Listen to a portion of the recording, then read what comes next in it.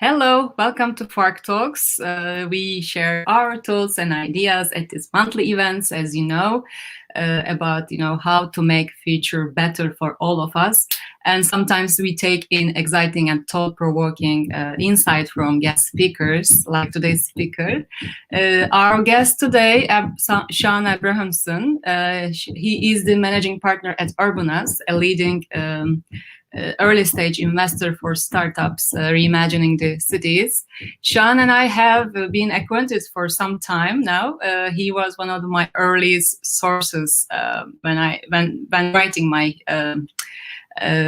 articles about smart cities, urban tech startups in this space. He's generous to answer my questions while working on my pieces, writing pieces published on Forbes and Marketing Turkey and other mediums. So I'm very thankful for him. And today we'll talk about how to build an ecosystem for scalable urban tech startups.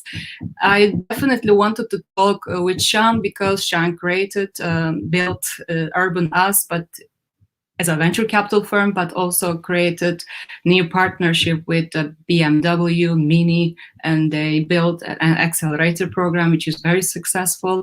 And he's been doing a lot of interesting things. And recently, last night, I read about the case study Harvard professors write about, Urban Us. It was also interesting to look at it. So that's why I invited Shaun to discuss about this topic. During our chat, please write your question and comments in the chat box. And I want to make this an hour talk more interactive and productive as we can, as it's possible. Okay, so before starting, let me introduce myself for those who are the first time joining us. And I am Arzu Tekir. I am the founder and CEO of Urbanite Venture, a growth consulting firm with expertise in smart cities and sustainable cities. I help urban tech startup companies transform cities with my growth consulting firm. As the advisory board member for FARK Labs, I've been creating this FARK Talks and hosting the talk series since January. Now I am inviting Shaun, and now let's get started. Please don't forget to be interactive and share your comments and questions in the chat box. Now I am having Shaun here. Shaun, welcome. How are you? Hey, Arzu. Good to see you. Good to see you too. You are in Los Angeles at this moment, right? You live in Los Angeles. Yeah. Great. Great. Thank you so much for being with us today. I have plenty of questions to you, so let's jump in my list of questions. So I want to start with, our conversation about what the urban tech is, what the urban innovation, what is your, understanding about this terminology, because there is different explanation about this. There is no common consensus about the definition, as there is no common consensus about the definition of smart cities. And at Urbanus, how do you define urban tech and urban innovation? Sure. So, I think when we started in 2013, I think the main obstacle we had was there was this idea of smart cities, mainly championed by IBM. And it had a very specific meaning, which was things that you could sell to a local government to manage a city, some aspects. It could be anything from traffic to water quality. But that felt for us like a very narrow definition. And so initially our thinking was, what are all the industries that fit within a city that make the city possible? So it could be anything from a utility to a logistics company, basically the things that make sure that the city works. And I think where we've landed up today, when we look at a new investment, we have kind of three filters. The first is, can this reduce greenhouse gas emissions in a city? The reason for that is cities are already 70% of greenhouse gas emissions, and as urbanization continues, that number is going up. So that's the first. The second is what we think of as resilience and adaptation. So as we see more changes from climate, what, most of the impact is on people and assets in cities. So what can we do about that? And then the third is what we call sort of dense communities. So these are the things that would show up if a mayor is running for election. These should be the top 3 things on their list. And so usually that would be things like it could be affordable housing, it could be climate, it could be traffic, it could be even public safety and public health. So yeah, we have, I would say, a very climate-centric view of urban tech. And but the core theme is these are things that make city life possible. That's I think the recurring theme. Okay, interesting. And my question is about, after this one, why did you found Urbanus? You've been built a lot of companies you invested in. How did you see a great potential, untapped potential, and there is an opportunity for an VC? So why did you focus on the startups transforming cities? Sure. So we, so my co-founder Stonely had built and sold a few startup software companies. I'd had a similar experience and then sold the last company in like 2006. And then was angel investing across really any topic. So had done some investment in healthcare. I landed up investing in Blue Bottle Coffee, which is not healthcare, although some people need caffeine. But really no thesis. Just meet interesting teams, decide if you like the business, and make an investment. And then around 2013, had been looking at climate. I had some friends who were doing very efficient real estate developments, so basically almost zero energy usage. Had done a consulting project with Starbucks to try and remove paper cup waste, and came across work from C40 cities. And C40 at that point had these really elaborate plans for what different mayors were doing in some of the biggest global cities. And it covered everything from, increasing the number of bike lanes to get people out of cars and onto bicycles, all the way through to new energy standards for residential buildings. And what was striking was just the level of detail, right? So we knew that there were people working on the energy side, on renewables, and even at that point, battery storage. But there was no detailed plan that I had ever seen that could compare with what C40 cities was doing. And so when we looked at that, the main question we had was, so this is really interesting policy, but who's going to build the things that go in the bike lane? Or who's going to build the new technologies to retrofit buildings like more efficient air conditioning? And our conclusion was that might be an opportunity for new companies. And so, yeah, there'll certainly be some incumbents. So maybe it's, automotive OEMs are going to transition, from internal combustion to EVs, but they probably are not going to build electric cargo bikes. They might, but that, and so that seemed like an interesting opportunity.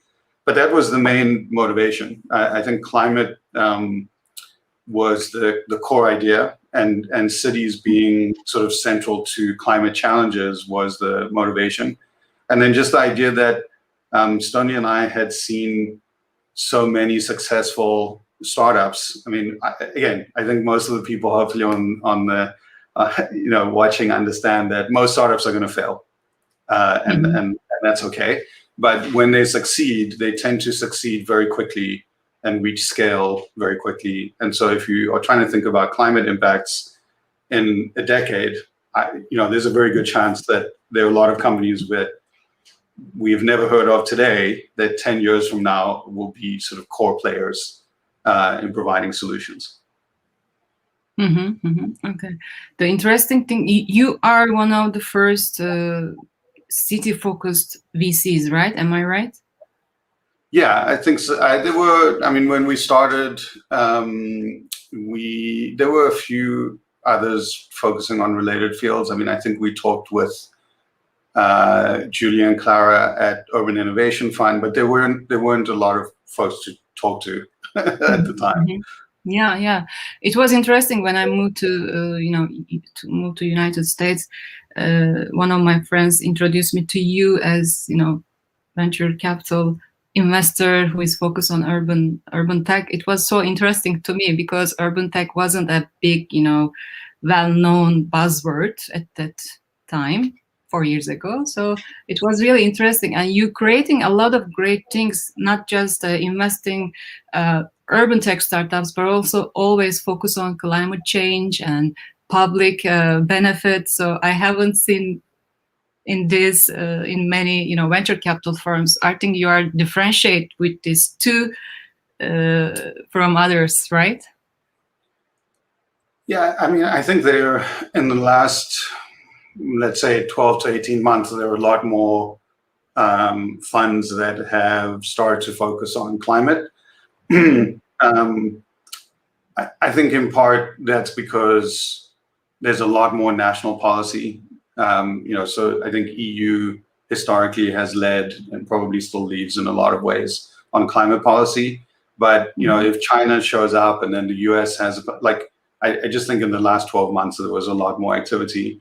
But I think our team has never seen the tension between returns for shareholders and returns for public benefits. In fact, what was most worrying when we started is we would talk to investors and they would say, "Oh, this seems like charity, and you are giving too much value away to the public." And I think that says maybe generationally there's some very big differences in how investors think. I think especially when we talk to people in their 20s and their 30s, they have an expectation that business doesn't just make money. And so I think the founders are sort of driving this, and we're just trying to keep up, and then we're trying to find LPs and investors who are coming to the same conclusion. But definitely seeing more firms. I think the description happens in different ways. Some people call it ESG. Some people call it climate, but I think there are more players that are becoming interested in public benefits beyond just financial returns.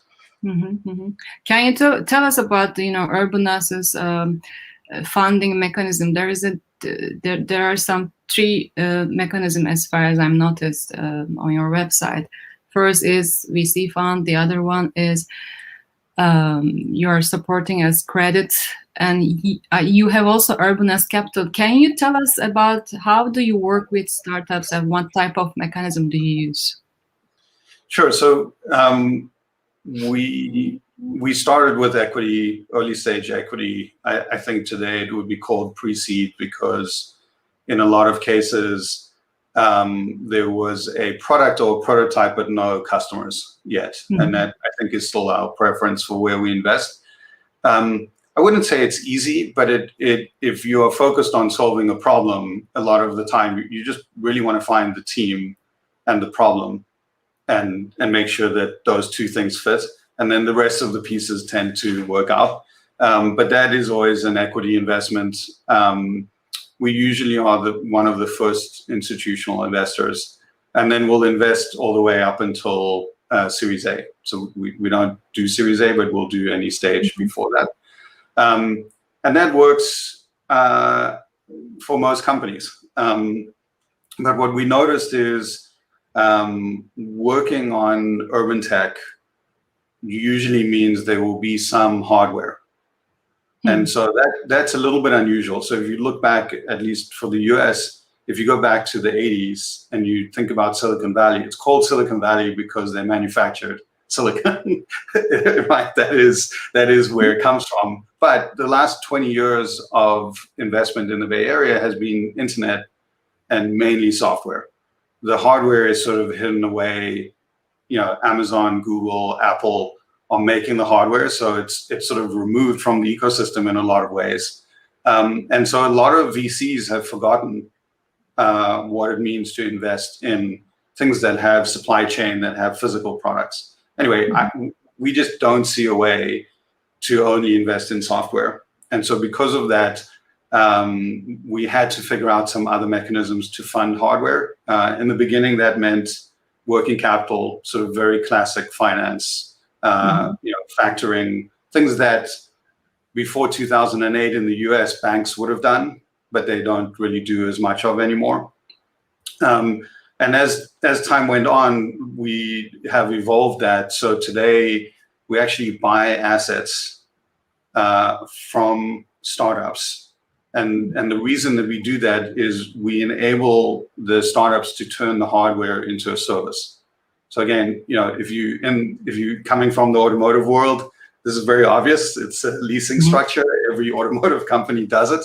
But it is unique because it's a kind of forgotten sort of structured finance in the startup world. And so we, in a lot of ways, our partners on that part of the business came from Citigroup and Goldman Sachs, classic finance backgrounds. And the point is early on for a startup to think about, do you need to sell a piece of hardware or can you turn it into a lease? And why would you use equity to do that? Rather than diluting the team more to raise that capital, are there more classic types of non-equity investments that we can use? So that's the purpose of credit and capital. Credit is sort of classic lending. Capital is actually owning and operating assets in partnership with early stage companies. And after building Urbanus, you also did some partnership with BMW and Mini in 2016, as far as I noticed. And you are investing up to $150,000 for 10 companies each year. You do cohorts and accelerator programs for 20 weeks. So when I'm talking about this topic is today building ecosystem. So how do you see this? What type of benefits you received from these partnerships? Can you tell us a little bit about this? Yeah. So the conversation with BMW started. With their venture group, which is iVentures now, that I think is quite well known. And then within Mini, there was a group that I think had concluded that there was an opportunity to go beyond selling cars. That was, I think they had defined some opportunities related to real estate, but broadly, I think in their research on cities, they'd concluded that maybe people would own fewer cars if they were living in cities. That was kind of the starting point. And so they were very interested in our thesis around investing in cities. And so we discussed for a couple of years. They launched the program without us. We were advisors. And then in 2016, started working with them. I think for us, it was mainly, we weren't really sure, what the intention was. So it was useful for us to just observe the launch and see how they started. And then, when we felt like they were really committed to going beyond, automotive, we started to work together. And so I think initially the benefits were, very focused on, marketing and getting visibility for the program and getting visibility for the investment thesis. I think over time it's shifted a little bit to, there's more awareness generally, and now it's more, what are the layers of services that you can provide? And so we think about it in I would say maybe 4 different areas. One is just the ecosystem. So you're selling to specific types of customers. It could be so just to give you a sense, about 2/3 of the customers are B2B, right? Local government is actually less than 10%, and then the rest are consumers. But because of that, you can identify some, I would say, customers that are a little bit unusual for the ecosystem the traditional venture ecosystem, there are not that many people that sell into energy utilities. There are now a lot more people that sell into real estate, but at the time there weren't that many. And so, the one thing that we can do is customer introductions in a very targeted way, and that's helpful. The second area I would say is more kind of education. So there are some playbooks around how to think about building companies early on, and it just saves time. I mean, there isn't one way to do anything, but there's some things that are better to avoid. And that's everything from how do you structure agreements with founders, what happens with founders when they disagree, how do you get the first pilots, how do you fund hardware, how do you think about manufacturing, things like that. So it's sort of playbook and workshop oriented. Then we have what I would call sort of small board meetings. So they're partner led. We don't have mentors as a structure. The program is designed around each team gets a dedicated partner. That partner is responsible for their success. It's that simple. So it's more like having a board member than a group of advisors. And we just found that structure works better. So if I'm a partner in advising, I'm probably going to get a lot of stuff wrong. But for a lot of early stage companies, it's better to have one person trying to help versus a group of people that give you conflicting feedback. And so that's just so those are the first three. And then the last is an experts in residence, which are sort of dedicated services that founders can use to make progress on very specific projects. So for example, designing a deck for fundraising is still very complicated. There are a lot of people who do it, but not a lot of people who do it well. And so working with designers, working with copywriters, thinking through, in some cases, animations and renderings, all of those things, it's essentially a service that the founders get to use. And the other services like, hardware design, manufacturing, those types of things. So anyway, the evolution, I think, has gone from sort of awareness to much more of a kind of suite of services. And we've actually departed a little bit from the cohort model. I mean, the programming is done in a cohort, but we're doing ongoing investing. We do kind of rolling selection at this point. What are the key lessons learned from this partnership? Can you share with us? I think. And also, I want to ask you a question while you're thinking about this. Do you invest in just US-based startups? I see some, European Union-based companies as well in your list, but mainly they are US-based companies, right? I think for legal and tax reasons, it's easier to invest in a company that at least has a holding company in the US. So we have investments in companies where their primary operation is in different cities in Africa. But for fundraising, they opted to have a holding company in the US because it made it easier for them to raise money. I think that's changing, and it's becoming easier to invest outside the US. I would say most of the interest that we see is, EU, Israel, within Africa, it's probably Nigeria, South Africa, Kenya, all of Latin America, maybe especially Brazil, Colombia. Southeast Asia, we don't have a lot of perspective. We see some teams from Japan, but it tends to be very closed. Like it's a fairly independent ecosystem. Same with China. China at this point is sort of its own totally separate ecosystem. And India, is, I think, becoming easier to invest. But we are seeing global interest. I think our comfort is probably highest with EU and North America, and to some extent Israel. Okay, let's come back to my question. What are the key lessons, venture capital firm and private companies partnership to build an accelerated program? Yeah, so I think the lessons, I think there's one important part is sort of how do you manage decision making? So, for example, selecting companies or follow-on investments. I think avoiding committees is a very important part of that. I think early stage investing we discuss it as a sort of low consensus. There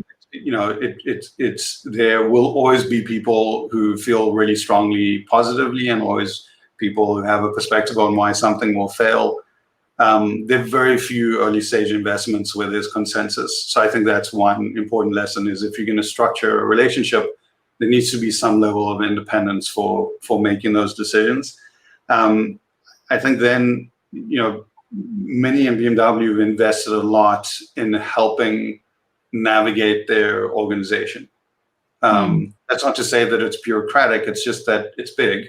And so, for example, if you have a company that is using recycled EV batteries to do something, knowing where that person lives within BMW, you need a dedicated group of people just to navigate to the right person, get feedback on a deal, see if there could be a potential partner. So that investment happened independent of us. We just benefit from the fact that is very, very organized. Their programs like Startup Garage, they are separate pools of capital from iVentures. And then there are people that are very well connected and can very quickly, often within a week, get to the right person and get a response. And we're having a similar experience. We work with a very large Japanese real estate and construction firm, and you can see some similar patterns. If you can very quickly get feedback and you have someone to help identify who the expert is, who's responsible for a particular type of business problem, that seems like an essential piece from the beginning of the investment, but also if the corporate entity is going to benefit as a partner or customer, quickly connecting the right people with the startup. Yeah, exactly. And the other thing is that you also use climate solutions radar. Is it a tool or approach? And what was the reasoning behind it? Do you select the companies by using this tool? Can you explain this to us? Yeah. I think one of the struggles for us in sort of thinking about where we invest is it's easy to use existing industry definitions, meaning, are you in the energy business? Are you in the automotive business? Those sort of, we sort of look at them as classic definitions.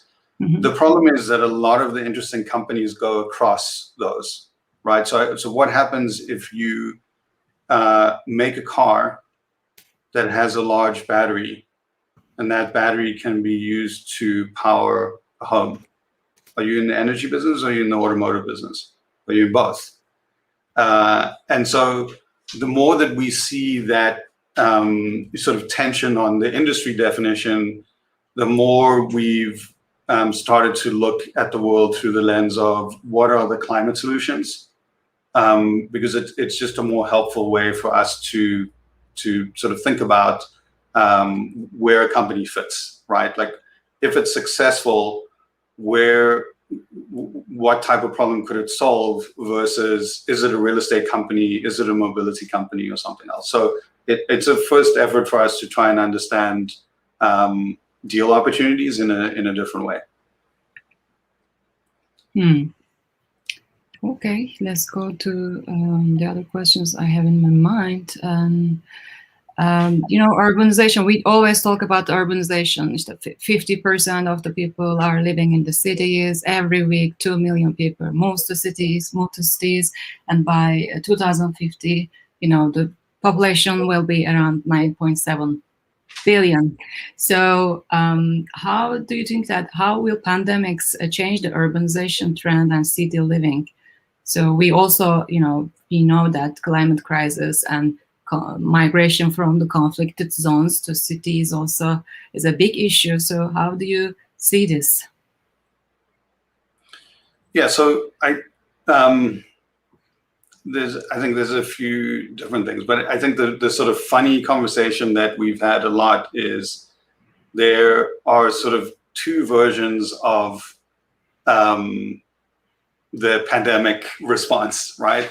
There's one which is the work view, which is, oh, remote work, it's great. I can work from anywhere and I don't need to be in the city and I can live somewhere more cheaply and I can go, surfing on the weekend or snowboarding, whatever, like, great. Yeah. Then there is, I would say, the dating view, which is the Tinder app is a lot less interesting in the suburbs. That's just how it is, right? And so I think a lot of the conversation is focused on work and not on play and social. And I think what seems to be happening is that people's desire just to go to events, just to be with a lot of other people, if anything, it's gone up. And so I actually think there'll be more desire to be in denser communities, in cities. I also think there's historical perspective. I mean, the US is obviously young, but Turkey is not. European cities, like the older historical cities, have already been through multiple pandemics. It didn't slow them down. You know what I mean? Like, I think so there's a certain amount that I think is just historical. People need to be together in the same physical space. And there's nowhere, I think, around that. There are some other, I think, like just practical reasons. I mean, when we think about climate, it's much easier to serve a dense community than a rural community across a whole bunch of things. So if you think about providing clean water, it's always cheaper per capita in the city. If you think about emergency services, first responders, always cheaper. If you think about building a seawall for sea level rise, it can be easier to do that, with a large wall for a dense community than, some housing estates spread out along the ocean. So just as a practical matter, like if you view it through the lens of sort of cost per capita, building the things that we need over the next 10 to 20 years really favor dense communities even more. And then the last thing is just, I think some of the changes in cities, I haven't really followed a lot of cities, but I'm sort of somewhat obsessed with what's happening in Paris, where they're really pushing cars to the margins. And the main reason is that, 100 or so years ago when cars first showed up, we haven't really had a chance to review how public space is used. So the pandemic was sort of the first chance to say, oh, we need space for restaurants, we need space for bike lanes, we need more pedestrian space, we need outdoor space because of social distancing. That's not going to reverse. I don't think any mayor wants to run on a platform where you close down outdoor restaurants and take back space from bicycles. I don't see one successful campaign running on that. And so that, I think, is another really interesting thing, is just the lifestyle in a city is going to actually think the quality of life is already going up. Yeah, people needs to be social, especially during the pandemic. In Florida, we have a lot of, snowbirds here every year, but this time you cannot find a place to rent and find a place to buy. It is really, market is booming at this moment. So interesting. But for the young generations and the elderly people, so they need to be in the cities to have access to opportunities and facilities of the cities, like entertainment and health and education and other health services as well. So I think also the urbanization will not reverse during the pandemic, even though some people goes to their, summer houses. Yep. Yeah. City living, it will not be changing. Actually, I watched a documentary, We Work and We Live, and you have also Star City co-living space as well. It was really interesting to watch this documentary. It wasn't so successful. It wasn't like a big how can I say, they couldn't change any paradigm at the end, but how was the situation for the Star City? Can you give us example about what is this startup has been doing, and how do you merge with the bigger companies as well? So it is an interesting story to tell about Star City. Yeah, I think so. Star City realized, I think, a few different things. One was that a lot of people were willing to trade sort of private space for really good public space or shared space, which is not like, I think it's maybe not a massive surprise if you go and look in a lot of Asian cities, you know, if it's like Shanghai or Tokyo, like the trade-off is happening. I mean, the apartments are really small, but people live outside their apartments. So it's not a real shock. But I think that organizing the shared space, whether it's a kitchen or it's sort of recreational space, media rooms, etc., that's what they saw an opportunity to do that. And the end result was, initially the focus was, can this be a cheaper housing alternative? But I think over time it just became, even at the same price, it was just a more desirable living experience. So I think that's what they discovered. I think they're, you know, we work, I mean, it's sort of an interesting, I think the core trends that fueled it and the key insights are probably correct. There were a bunch of problems with the execution that, you know, there's a documentary about, so we don't need to discuss. But the core insights, I think, are pretty sound about, people's desire to sort of live and work in a different way. I think the other sort of maybe thing that gets lost is, I think a lot of people want the answer to be, like, when you think about a community, they want the answer to be that a community is related to a place. And I actually don't think that's correct. I think there are very, very strong online communities that want to meet in physical space. And so the one thing that may change is that the relationship with a specific city may not exist in the same way anymore. We may have people moving around between cities more, but cities are probably going to be the main place that people want to come together.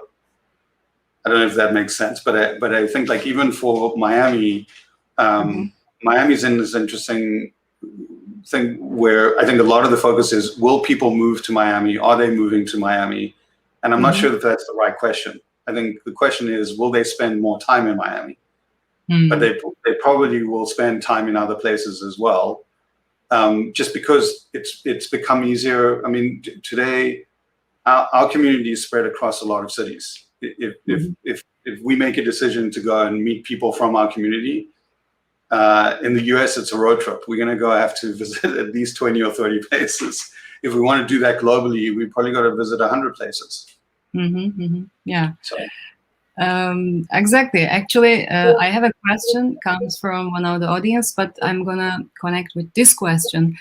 We are talking about building ecosystem, and they have we have different key stakeholders when we talk about the cities. You know, venture capital firm, investors, corporates, and cities, academia, and NGOs as well. What is the role of VC, UC to play in building an ecosystem for scalable urban tech startups?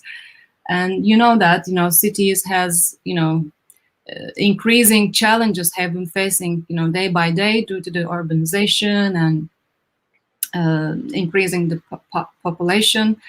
But at the end, the city governments are not able to keep up with the new technologies, new managerial, you know, leaderships and strategic, you know, approaches as well. So as a VC, how do you see your role in building ecosystem to make our cities more livable, lovable, and smarter?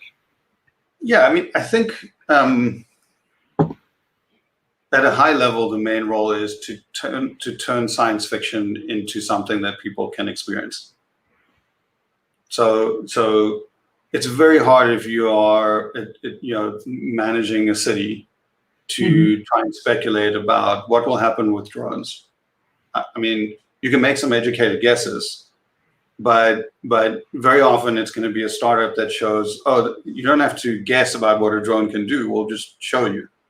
And then you can respond and start to figure out, is this useful? How do we think about safety? And so the first role for us is, can we get something from an idea that sounds crazy to actually show that it can work and that people want it and it's useful and it produces public benefits. And so that's where we spend most of our time, is get from the first stage to have enough first customers so you can start to look at the thing or look at the experience and how it interacts with larger public stakeholders. And then you can make decisions. It's been, I think, surprisingly, we always were very nervous about interacting with policymakers and regulators. Like,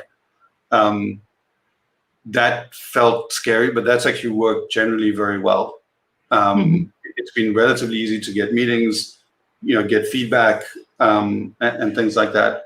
But at a high level, our main job is take something from an idea so you don't have to guess what it is, and put it in the world in some way so you can stop guessing and respond to it. I think that's probably the most important thing. Beyond that, I think is making the connections. We spend a lot of time, connecting founders to investors, connecting founders to other founders, to customers, to potential partners.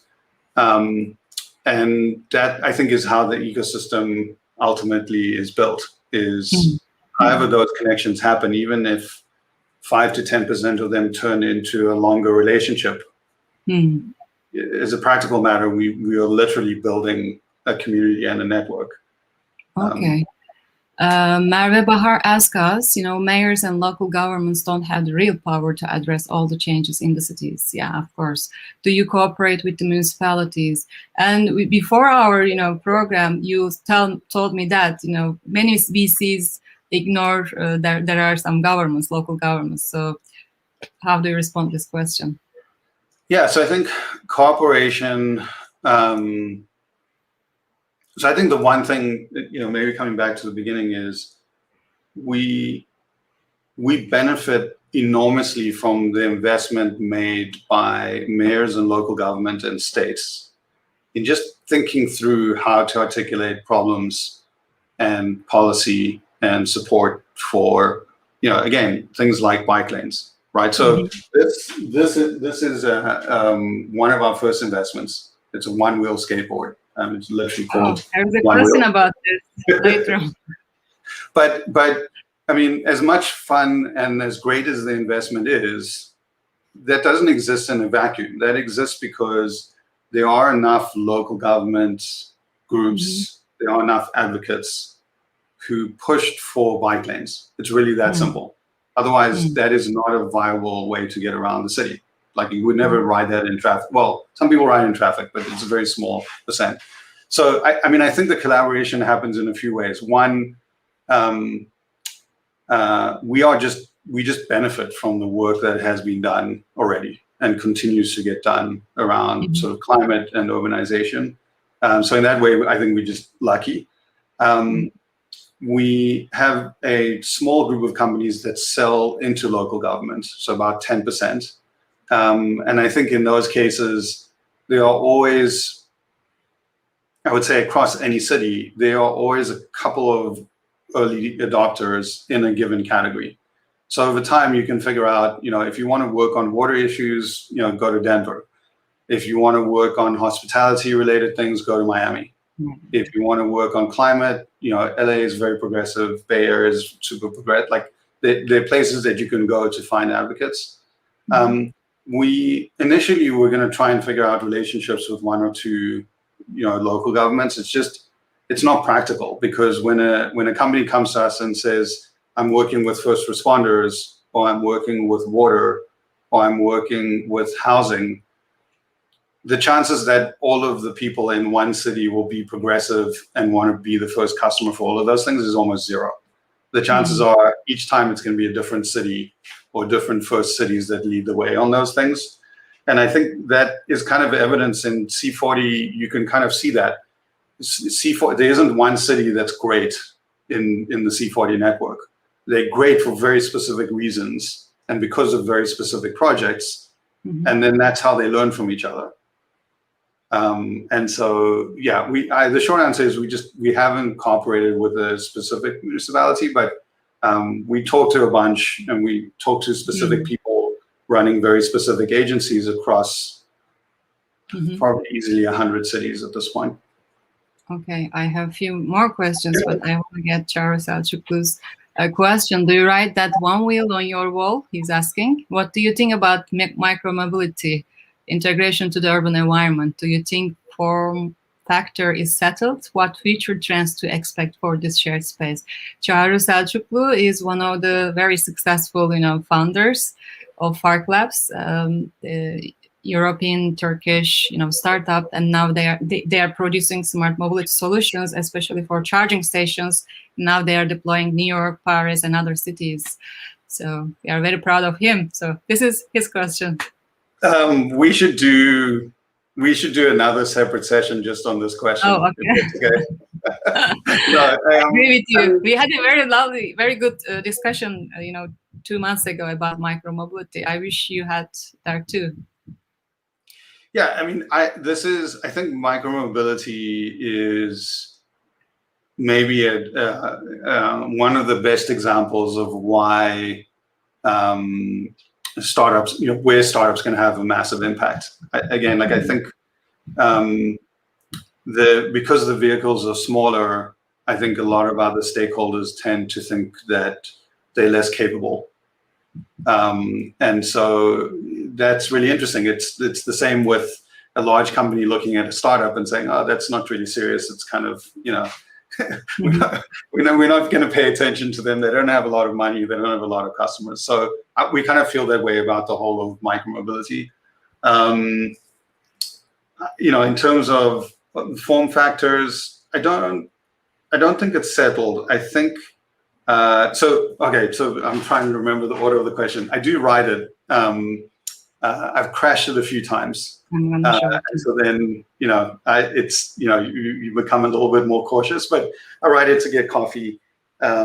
We have taken it on mountain trails. So what's becoming very popular is people actually race them down mountain bike trails now, which I'm not very good at, but it's still kind of fun.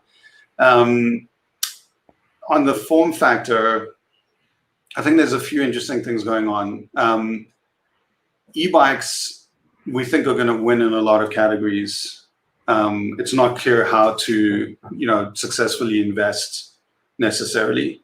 But the reason we think we're going to win, or they're going to win, is they look a lot like the PC. There are a lot of vendors for different components, and you can sort of mix and match them very quickly.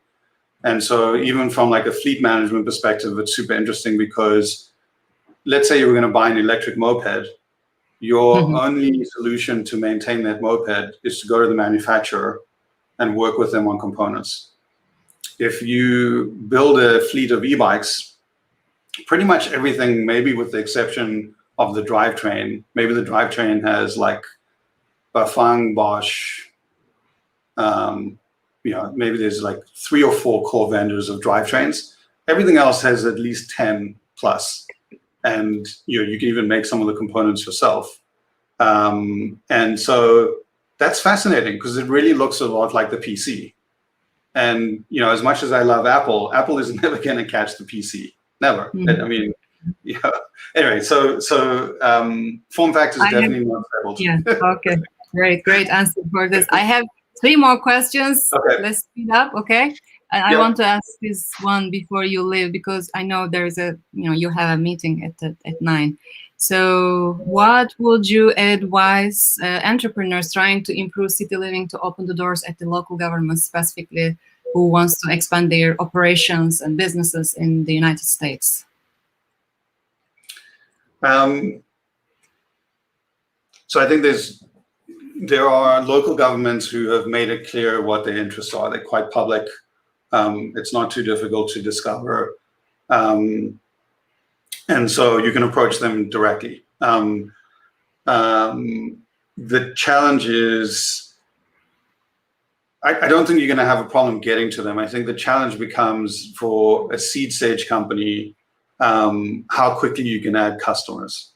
And so if you are early on, what we tend to look for is, instead of B2G, like selling directly to the government, B2B to G, meaning find someone who has a contract related to what you're doing and sell to them because you can sell more quickly. Mm-hmm. And that's not because we think that's better, and it's not because you can earn higher margins or anything else. It's purely because it simplifies fundraising, because you get to go to investors and say, look at my month-over-month growth. Yeah, a lot of the successful direct sales into local government look like nothing's happening for years, which VCs don't understand, right? So a 2-year negotiation, you get no credit for any progress that you make, and then suddenly you have a contract. And so anyway, yeah, the main thing we recommend is, at least in the US, and I think sometimes in EU, try and find the businesses that are working on a contract and figure out a way to work with them, at least in the beginning. Mm-hmm. In the United States, RFPs, etc., the process is too long. I don't know how is your startups, experience, but federal regulations, state rules, and other regulations, etc. It is a long and complicated processes. So that's why some of the startups coming from United States, they don't want to deal with them. As you suggested, they are funding their partners here in the United States and then trying to sell their local businesses and solutions. So the other question is that in my mind, what qualities do companies need to have a serious raise, a successful raise, Series A? Yeah, I think like 12 months ago, I think I had the answer. Now I don't really know anymore. I think there's sort of two camps of investors right now. I would say there's like the fundamentalist and the revolutionary perspective. Like the fundamentalist perspective is, there are valuation multiples based on revenue, right? So for a Series A company, generally, if you're in software as a service, you want to have 2 to 3 million in annual recurring revenue, and that would allow you to get to 30, 40 million, sort of pre-money, which would be about the size of some of the Series A's that we're seeing. There are more and more that are larger than that. And you can come up with similar multiples. If you're a hardware startup, it's 3x. If you're doing a marketplace and GMV, maybe it's another 3x. But that's the fundamentalist, and I think that's still most investors. But I think there's some really great investors that are taking a different perspective, which is, do I feel convinced that this is a discount on the future value of the company?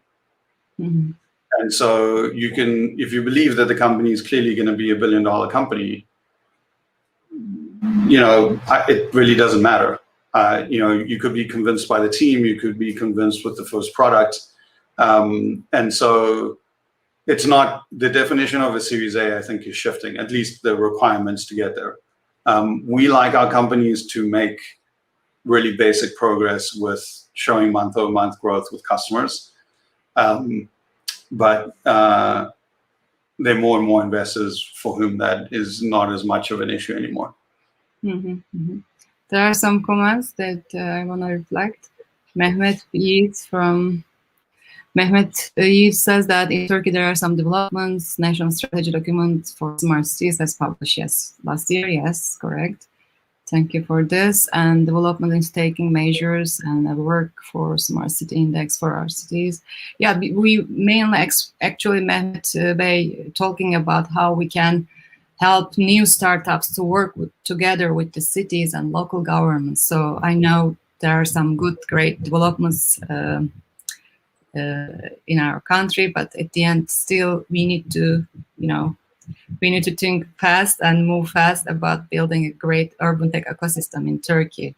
So mainly he's emphasizing that municipalities are building their own smart city project with telcos, like we did in Antalya, he says. Great. Thank you for your contribution, Mehmet Yiğit.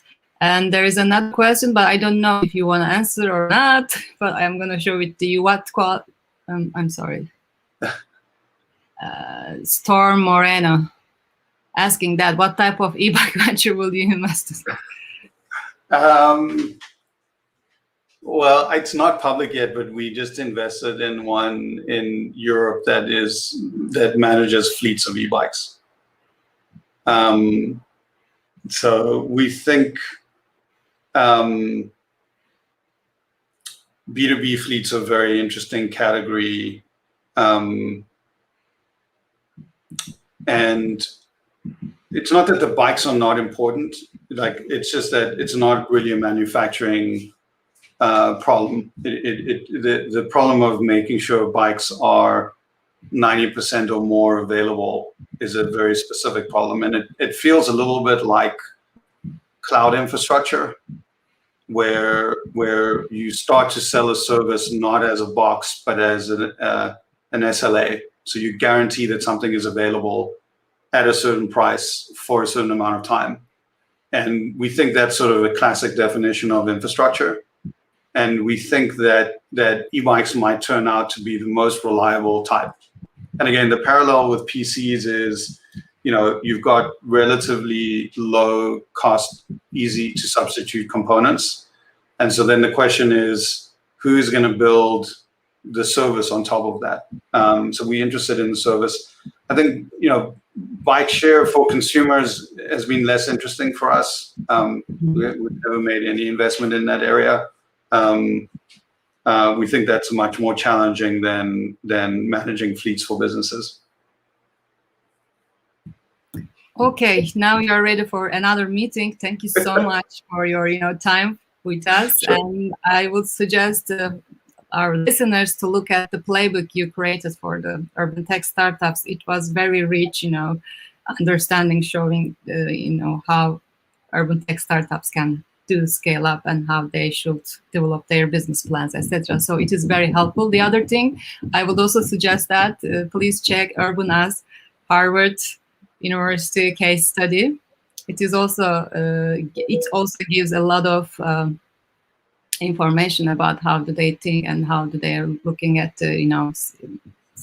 focusing on urban tech companies and building cities and city life much better. Thank you, Shaun, for your time again, and for your support. I hope to see you soon in a near time, face to face. I hope. Thanks so much. Thank you. Have a wonderful day. Thank you. You too.